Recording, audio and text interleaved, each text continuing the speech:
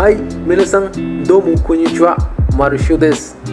Bom, esse vídeo faz parte de um futuro quadro aqui no canal. Nesse quadro eu falarei sobre algumas obras, tais como mangás, quadrinhos, filmes ou até mesmo algumas séries. E para começar, logo de cara eu já pensei em trazer um vídeo sobre uma das minhas mídias favoritas, que é o mangá. Isso mesmo, além de jogos, eu curto mangás e alguns animes.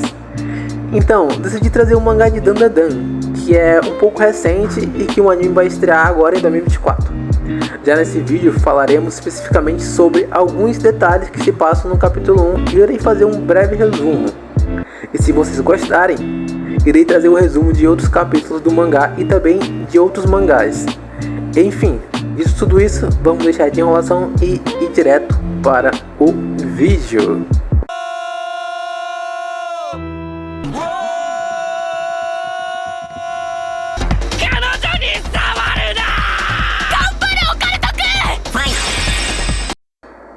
Então pessoal, o mangá de Dandadan foi criado pelo mangaka Yukinobu Tatsu e serializado em abril de 2021 na famosa Shonen Jump, a casa de Dragon Ball, Naruto, One Piece, Bleach e vários outros mangás shonen de sucesso por aí.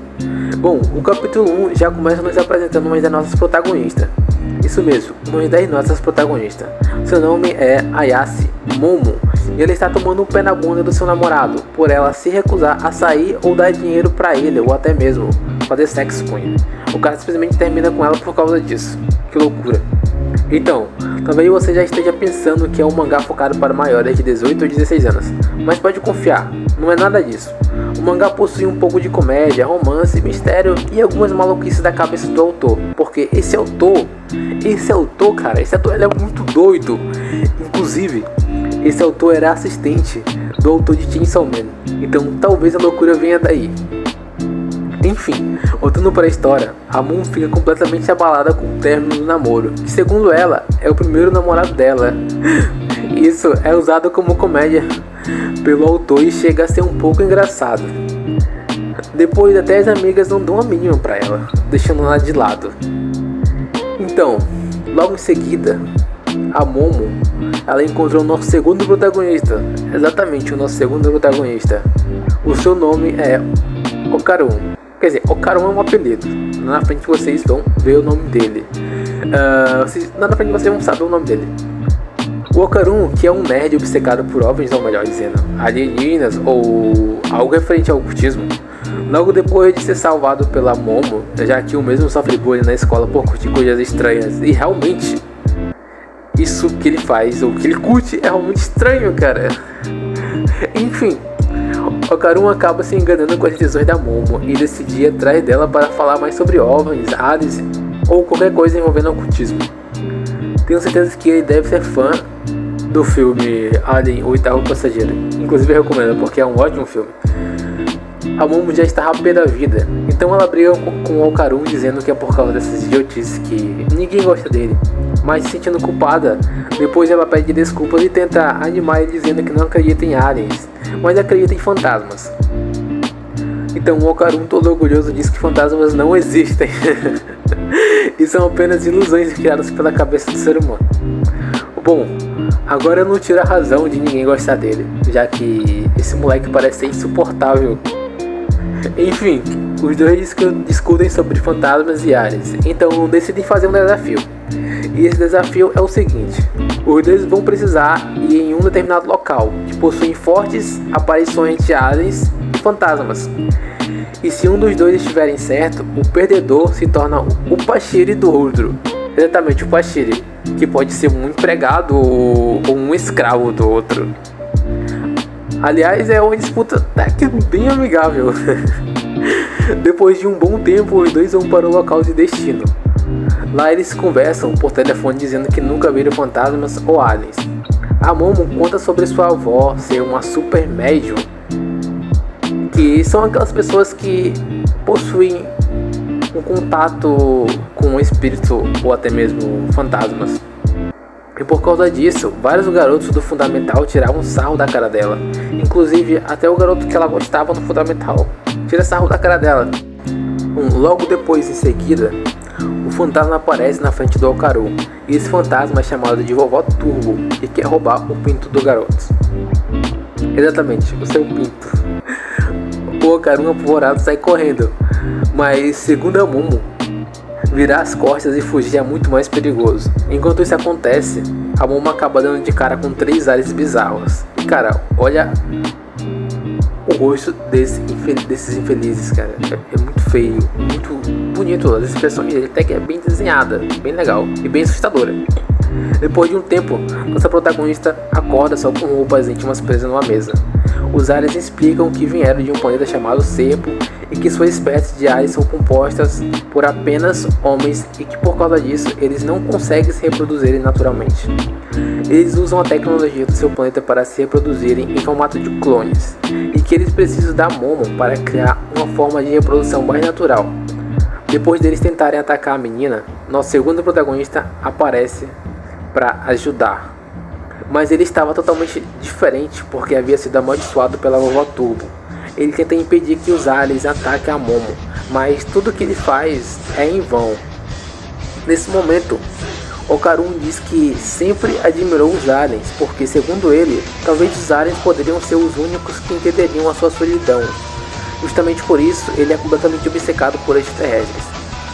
Ele pede para os aliens libertarem a Momo e o levarem junto, mas até mesmo os aliens rejeitam o coitado. E esse capítulo pode ser facilmente ter entendido como um tema de rejeição, já que a Momo rejeita o lado médio e sobrenatural da sua avó. E o seu próprio namorado, por não ver nenhuma utilidade nela, também acaba dando um pé na bunda dela e rejeitando ela. O nosso outro protagonista, o Wakaru, é praticamente a mesma coisa. Ele cresceu sem manter nenhum contato com outras pessoas, sendo excluído por simplesmente gostar de aliens. E foi através dos aliens que ele tentou buscar um escape, mas os aliens também acabou rejeitando o moleque. Olha só que foda isso, cara. Vivendo em mundos sobrenaturais e fantasiosos, tanto a Momo quanto o Wakaru completam um ao outro. Isso é muito bom, isso é muito legal.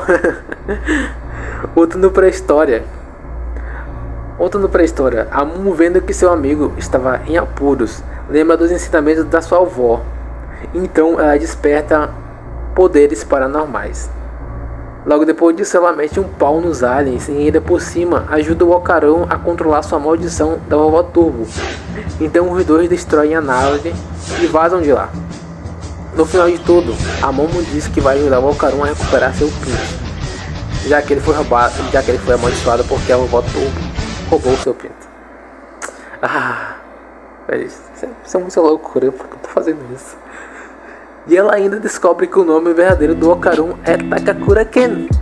E se você não conhece Takakura Ken é um ator japonês. E por causa disso, talvez ela esteja se apaixonando pelo Wakaru. Bom, isso eu não sei, mas veremos nos próximos capítulos, já que é isso que dá de entender com esse último quadro. Enfim, esse é um mangá.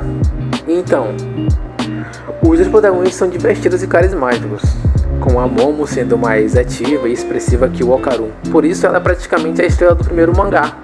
E se você for ler o mangá, você vai realmente perceber que ela brilha mais que o Wakaru e que ela ganha muito mais destaque. Tanto a Momo quanto o Wakaru possuem suas personalidades bem interessantes, e o fato deles gostarem de coisas comuns deixa tudo mais legal e divertido, fazendo o leitor criar mais empatia pelos personagens. Agora, falando sobre o traço do autor, o Kinobu, tem um traço bem limpo e até que bem bonito. Quer dizer, até que bem bonito não, o traço dele é bonito. E é muito bonito visualmente, usando a simplicidade de traço, algo não tão detalhado, um traço não tão detalhado ou polido visualmente, dando um charme nos quadros bem desenhados e dinâmicos. E ele faz uns quadros bem dinâmicos. Nos próximos capítulos vão aparecer vários quadros bem dinâmicos e muito bem desenhados que ele faz, e isso é bem legal. Daria até pra fazer tipo um quadro com eles. O design de alguns monstros até que são bem legais. Até o capítulo 27 o mangá não mostra. Até o capítulo 27 não. Até a página 27, desculpa gente. Até a página 27 o mangá não mostra muito sobre batalhas, monstros, aliens ou poderes, segurando apenas nos personagens. E ele faz isso muito bem. Como eu já falei, os dois protagonistas são bem legais de se acompanhar. o mangá solta algumas dicas de coisas que podem acontecer no capítulo e que provavelmente serão abordadas no futuro da obra. Mas é claro que queremos ver o que vai acontecer no capítulo 1 e saber qual a proposta que o autor tem para nos mostrar, porque só assim os leitores continuarão lendo o mangá. E no momento do hospital e do túnel, que por mais que pareça simples, o autor tenta criar uma atmosfera bem misteriosa e integrante no local, já dando uma ideia de como é o local para o leitor. Bom, foi basicamente isso que eu entendi do primeiro capítulo. Se você leu o primeiro capítulo de Dandadan, me fala aí nos comentários o que você achou. Como qualquer outro mangá shonen, Dandadan tenta ser divertido e engraçado. E isso o autor faz muito bem, entregando uma proposta simples, porém muito interessante e divertida, e com algumas bizarrices. Enfim, lembrando que isso é só minha opinião e que eu achei do capítulo 1. Me fala aí nos comentários o que você achou do mangá. Deixe seu like se você gostou do vídeo, compartilhe com algum outro amigo que gosta de animes, mangás, ou que ainda não leu Dandadan. Assim um cara que faz o vídeo, eu obviamente, né, terá mais ânimos para postar conteúdo novo. Então é isso, nos vemos no próximo vídeo. Falou, matané, bye bye. Oi, お前これ半分食っただろ。こいつリスみたいな顔しやがって。